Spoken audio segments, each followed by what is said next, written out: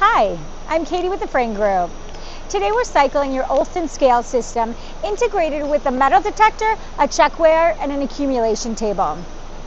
We recommend to read the manuals in their entirety before powering up the machines.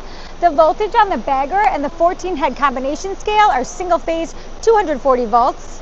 On the vibratory feeder and the bucket elevator, three-phase 240 volts.